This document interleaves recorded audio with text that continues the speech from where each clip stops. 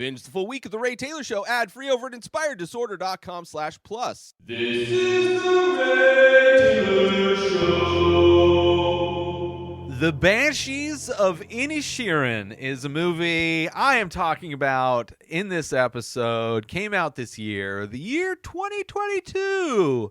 This is a movie written and directed by Martin McDonagh, somebody who wrote and directed movies like the In Bruges, that is also has similar stars, same stars as this movie, as well as 3 Billboards Outside of Ebbing, Missouri, and 7 Psychopaths. I am a fan of his movies, despite the fact that when I saw In Bruges back in 2008 wasn't necessarily a movie I really enjoyed, but after watching this, after finding out that he is responsible for other movies that I really enjoyed, I would love to go back and rewatch In Bruges, especially after watching this one, which I absolutely love this movie. It is starring Colin Farrell and Brendan Gleeson. That is the same duo that was the headliners for In Bruges.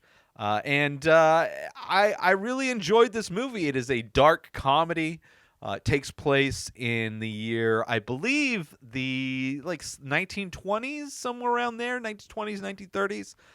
So early 1900s, on an island, which I believe is a fictional island called Inisherin, which is a island associated with Ireland, I believe. And it's a small little village town. Not very many people live on this island. And these two people, Colin Farrell's character and Brendan Gleeson's character, are falling out of a friendship. But it starts off as kind of a one-sided thing, which is an interesting topic to have in a movie. The topic of friends breaking up with each other. Because generally, with friendships, you don't really break up in the same way you would in a relationship. Generally, friendships people just kind of fade away. They do different things. And this movie, because they are in a small town, because they're on an island, it's not a situation where they can kind of just, go in different directions. There's only one pub that they can go to, and they both enjoy drinking. So it's not a situation where you can kind of just go your separate ways, and it's a situation where Calm, which is Brendan Gleeson's character, is trying to no longer be friends with Colin Farrell's character, Patrick. I may be pronouncing those names wrong, but Patrick's kind of confused. He is confused why his friend wants to no longer be friends. He doesn't understand it, and we find out why. And we find out the lengths to which Calm will prevent that from happening. Specifically self-harm in order to stop it from happening, it's part of the dark humor charm of this movie, I would say. Which, if you're a fan of dark humor, I love Colin Farrell in these dark comedy movies, whether it's this movie or like The Lobster. I'm sure there's other ones that I'm not thinking of, but I do enjoy him in these roles, doing these dark comedies. I think he's great. I enjoy his character. I enjoy both of these characters. I loved watching this movie. It was a lot of fun to watch. And, it's a very interesting topic to discuss because, like I said, most friendships, you don't have to deal with this. And, I specifically, I'm sure a lot of people actually, after the past few years, dealing with the person that used to be our president, dealing with the pandemic that we had, really seeing a lot of people in this country leaning into their beliefs in a way, and in a lot of instances being really disgusting about it and causing, a need for people to maybe part ways with people they used to consider friends. I know myself, have kind of been distancing I don't really close with any of my past friends. Not that I've necessarily broken up with them, but there's definitely people that I used to consider to be friends that I have no desire to be friends with anymore.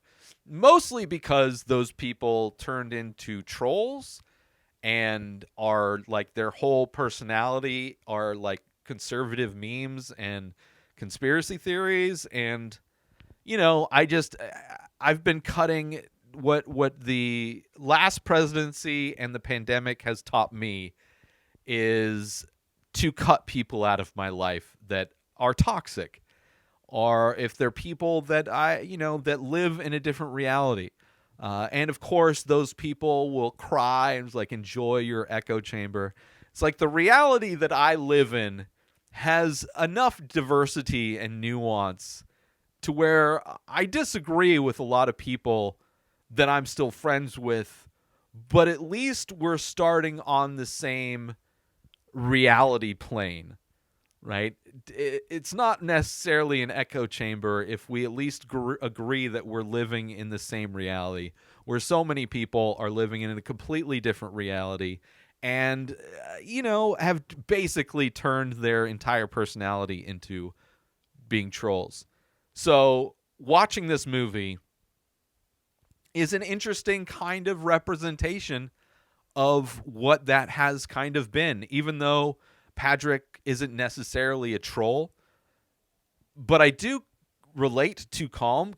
His intentions. I guess I'm going to be spoiling aspects of this movie. So if you don't want to be spoiled, I'm not going to do major spoilers. It is a fun movie, a funny movie, dark comedy, and all of that. So if that sounds like something that you would be into, then I would highly recommend checking it out. I watched it on, I believe, HBO Max. But the Calm character, played by Brendan Gleeson, I relate to a lot. He's somebody that is cutting out distractions in order to focus on his art, basically, right? Which is exactly what I've been doing over the years. I don't have any really social life of any kind. I'm not close. I don't participate in social activities like I used to for many years, because I've been focused on my art and podcasting and trying to make a living surviving doing these things. And in a lot of ways, friendships are a form of distraction that keep me from doing those things. And for me specifically, anytime anything's taking me away from it, whether it's spending, and not always, sometimes I'll, spend time with people and enjoy, take moments of a break from my work.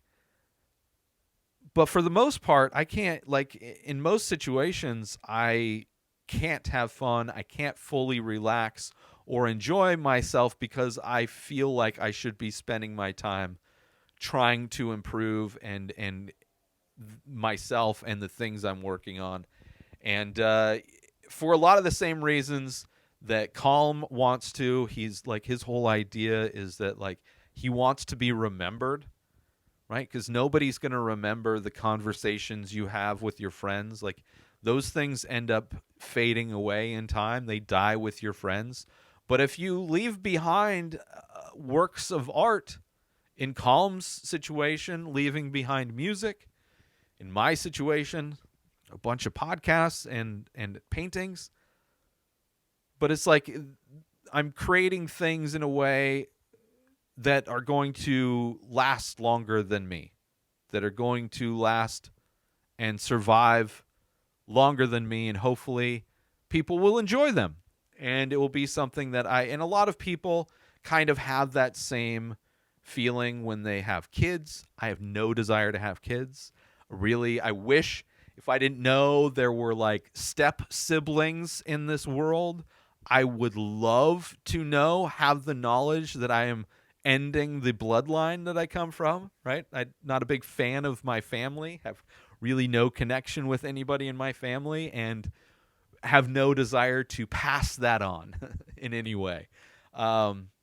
But I do that in my own way, creating art, and in Calm, that is what he wants to do. That is why he essentially is breaking up with Patrick, because he wants to focus on creating music, and he's able to have that creative productivity, not having just pointless conversations with Patrick. And Let's take a little break from the show to promote gift certificates. If you want to purchase artwork for somebody, you have an art lover in your life and you think they would like my art, but you don't know what painting to get them. I have over 2,000 original pieces of art for sale in my store, along with shirts and prints and other things. So I can understand that being a bit daunting if you're trying to buy something for somebody else. Give them the gift certificate, and then they can go to my website, inspireddisorder.com, and they can buy whatever paintings they want. They can buy whatever prints they want. They can buy t-shirts. They can buy hats. They can buy all the different merch. Gift certificates, which are available currently at inspireddisorder.com. And now let's get back to the show. On the flip side, you have this guy whose friend all of a sudden doesn't want to be friends anymore. From not wanting to sit with him at the bar, to not wanting him to come over, not wanting to have chats, despite the fact that you see Calm still having compassion for him. There's a scene where he gets knocked out and Calm helps him into his cart and gets him back home, right? It's not that he just doesn't care about him anymore, but he doesn't want to allow himself to be distracted by this guy, who he feels is wasting his time, taking up time that he could better spend. It's 100% selfish, but at the same time, it's okay to be selfish sometimes. It's okay sometimes, right? Obviously, he's not completely uncaring about this person that used to be his friend, but he is dedicated to his work, which, I don't know, I have respect with that. And but it gets to a point where he gives him an ultimatum, right? Because Patrick just won't listen. He's trying to find different ways to become friends again, like adding pressure, which I know when the more people try to be friends with me, especially if we're not friends already, people wanting to be new friends with me, the more pressure they put on that, the less I want to be friends. I'm not I don't know. People putting pressure on me to do something does the complete opposite for me. The more somebody wants me to do something, the less I want to do it. And that's kind of what Patrick is, right? In so many ways I relate to Calm. And also, kind of the drastic measures he goes to, which are self-destructive, right? Which in many ways, what the ultimatum he gives Patrick are detrimental to his ultimate goal of making music. But at the same time, in the nature of this story, makes sense because it's, in a way, forcing him, on one level, it's kind of highlighting the fact that his friend is going to ignore his desire to be alone and continue to be in his life, knowing that's going to kill his art career, right?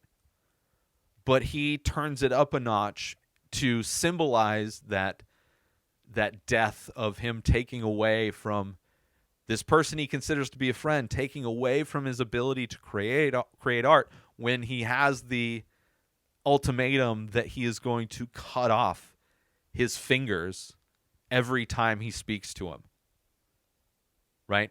Until he has no fingers left and he's completely unable to play his fiddle, right? Just almost symbolizing what Calm feels Patrick is doing to him. Right, symbolizes that when in those moments where he's trying to have conversations and take his time, he is not able to. He's taking him away from creating art.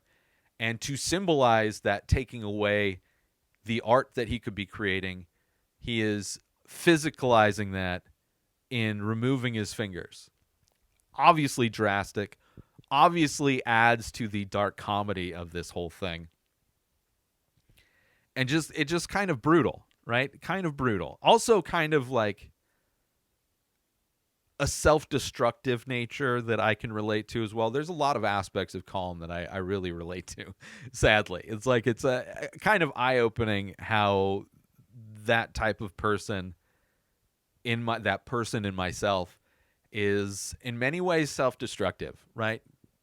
Instead of trying to find a balance, which is probably what he should have done, it's like, yeah, we can hang out, but I still want to make time for this thing, so we're just not going to hang out as much, instead of just cutting everything cold turkey, right? Like, he could have tried to find a balance instead of just blindsiding this person he considered to be friends and then being perceived as being mean, which, yeah, he's being selfish, he's being mean in that way. And then to go through those drastic measures, which a lot of people thought was just a threat, just like, but when he starts to do it, it's like, oh, he means it. And it's like, you can tell it's that type of dark comedy where it doesn't mind taking it to that next level, which I appreciate. I appreciated that as well. And also there's, fun characters. We have Patrick's sister who's there. There's some old lady that is almost like this. She almost like feels like a witch in some way. Like in some ways she feels like she is manipulating situations. Not overtly, but it kind of seems, I don't know. She's kind of ominous. And then also there's this kid Dominic, who is the son of the one police officer, I assume, who is an alcoholic who beats his kid, right? But he's like this sweet kid who played by Barry Keoghan, who was in Dunkirk. He's great in Dunkirk. He's good in this. He kind of plays somebody who's, a little bit, I guess, lacking in the mental. Like, he's definitely somebody that's he acts kind of like an abused pet in some ways. He was in The Green Knight. He was in The Eternals. Haven't seen that. He was in Batman. The Batman. I didn't see him. I guess is a small part in that. American Animals, which is a great movie. Dunkirk is great. This dude's been in some good stuff. And he's good in this. He's like, you care about him. Because he is like that abused dog. Like, he's his dad who's a cop, the cop is like typical cop, harassing people, bullying people, doesn't like to have his abuses highlighted, how he treats Patrick when Patrick talks about how he beats his kid, I do enjoy his comeuppance that he gets. And it's like, in those moments you see that, like, despite Calm doing these drastic things, stepping away from a friendship, focusing on his art, and kind of seeing how Patrick is being beaten up in many ways, emotionally, physically,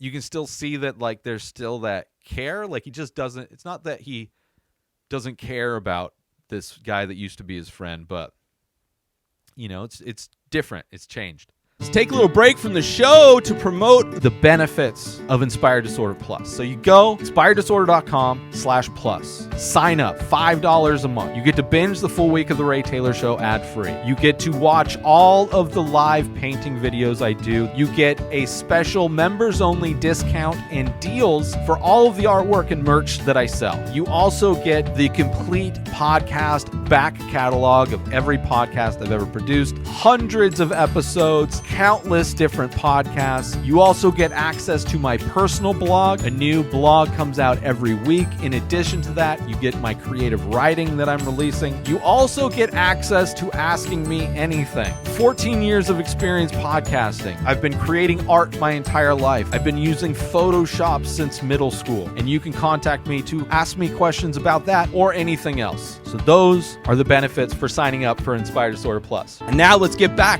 to the show. So I don't know. I enjoy. It's like a simple movie, not a whole lot of characters. Basic, simple premise, unique premise. Not only seeing a movie where it's friends having a breakup, but to be set on some island in Ireland during the early 1900s. All of those things I think add to the flavor. It's a beautiful movie. Like this, it's weird how the romantic idea of living in a small town on an island, like I would love to live there, but I also know that the reality of living there, I would hate to live in a small town. Because that just, you feel like it would be, because there's less people, it feels like you would have more alone time to yourself to work on your art. But in reality, you are like, there's so much focus because there's only a few people and everybody knows what everybody's doing, which is one of the aspects of this movie. It's like everybody's concerned why these friends are no longer friends, like what happened. And it's like everybody in town, it knows. It's just like it's you have the complete opposite of what you would think. You would have the complete opposite of privacy because there's only a few amount of people. Versus if you were in a major city, you have the ultimate privacy. Nobody knows who you are or cares who you are. There's just way too many people. But there's that weird idea, that romantic idea of living a simple life in a small town, the charms of it, but also knowing the reality would be the complete opposite. But I don't know. I really did enjoy this movie, and kind of surprising. Despite planning on to watch this movie, despite the fact my memory of watching in Bruges wasn't my favorite movie, but I did enjoy other movies that McDonagh has done. I was tentative, I guess you could say, to watch this, even though I heard good things. And then once I start, it's like despite it being like a dark comedy, it has a charm to it. Very similar in a lot of ways, the charm of Dominic.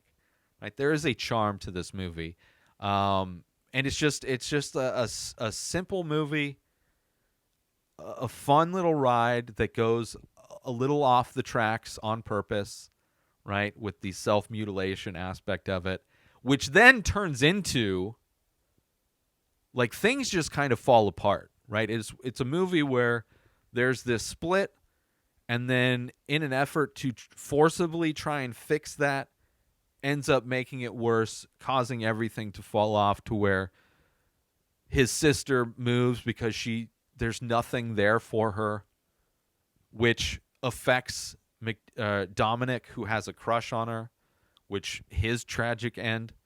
Then also kind of Patrick's needing companionship, finding that in the animals and bringing them into the house after his sister leaves. Especially after the donkey dies from choking on the finger, right? There's like things just kind of fall apart, and it ends up turning what before the movie was a friendship, then during most of the movie was just kind of this split in friendships, this breakup, this awkward breakup in a lot of ways, and then turning into a thing where the stakes get risen to the point where it becomes a feud. Right, where these people who were once friends are now enemies because the stakes kept getting risen and unintended things happened. Like, it's not like Colm intended on killing the donkey. It just so happened, when he threw the fingers at Patrick's door, the donkey got a hold of one and choked on it. And, what he does to get revenge is crazy. And seemingly would be an opportunity for them to put it behind them. But it wasn't enough. It wasn't enough for Patrick, and it's like an ongoing feud. Like, you could almost do a sequel to this movie where it even goes to the next level. I don't know how good that would have been. I think this is kind of a perfect little movie. And, again, makes me want to see more of Martin McDonagh's films. If he's done at least 5, I might do a top 5 of his movies too, so I can just watch all of them and see which ones I like a lot more than others. And I think this one, I wouldn't be surprised if this one was close to the top of that list because I really did enjoy it and would highly recommend checking it out. The Banshees of Inisherin, which even the title is the title of the song that Colm was working on. Even though there's no banshees on Inisherin, but he loved the sound, how the sound repetition of how that sounds. But yeah, a good movie, a fun dark comedy where you watch everything fall apart, and just it doesn't end good. It doesn't end good, but in like the best way, I would say. So check it out, The Banshees of Inisherin. Highly recommend it. New episodes of The Ray Taylor Show come out every single day. Subscribe on YouTube and everywhere our podcasts are found. Binge the full week over at inspireddisorder.com/plus. Buy Ray Taylor Show merch over at inspireddisorder.com. Have a wonderful day, everybody. Peace out! Today is the day where you wake up and you realize that everything that you've been dreaming about, everything that you've been wanting, every goal and wish and hope that you've ever had can become real. Dreams can come true. What you manifest in your mind, you can bring to reality.